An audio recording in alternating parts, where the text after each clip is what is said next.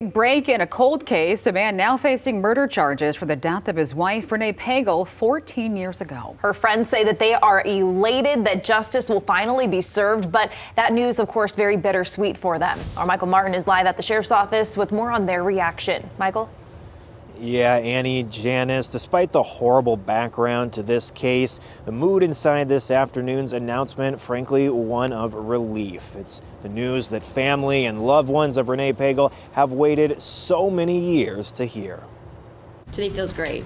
After more than 13 agonizing years of waiting, Thursday, Kent County officials announced charges have been filed against Michael Pagel in the death of his wife, Renee, back in 2006. It's just the beginning of the criminal justice process.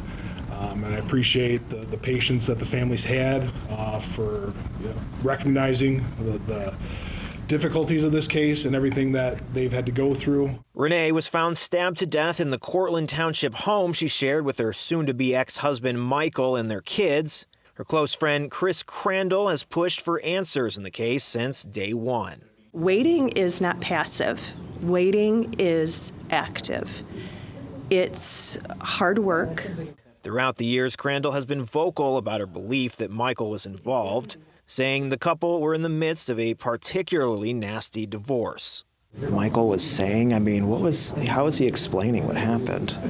Oh, he never talked. He never explained anything, but I walked with her through those weeks and months beforehand and seeing how his agitation was just growing and growing. Through it all, friends say that Renee never stopped being generous to others, even donating her kidney to one of her students' parents.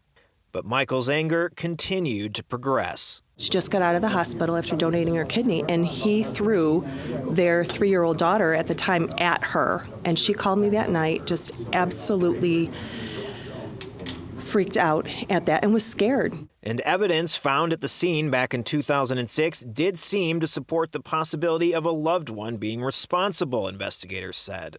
There were no signs of forced entry into the home, and there were valuables left in plain sight throughout the home, so it kind of ruled out the fact that it was a theft. But eventually, like so many cases do, the initial investigation had run its course with no charges filed and eventually was classified as the cold case.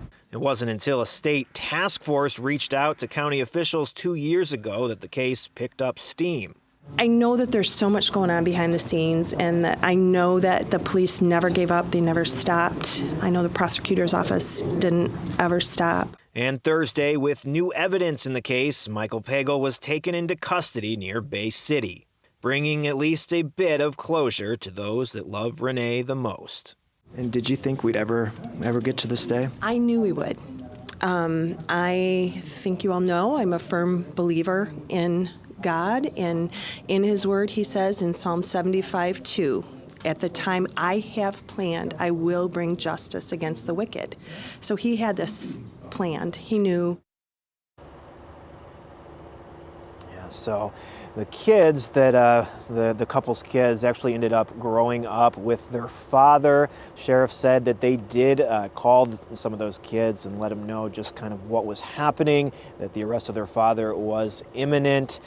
Just in terms of how this will progress, we will have to see how it plays out in the court system. But around 2:30 p.m. this afternoon, Michael Pagel was arraigned on that charge of first-degree murder, premeditated murder in the death of his wife. Now, we will bring you updates as this continues to progress forward. Live now in Grand Rapids, Michael Martin, Fox 17 News.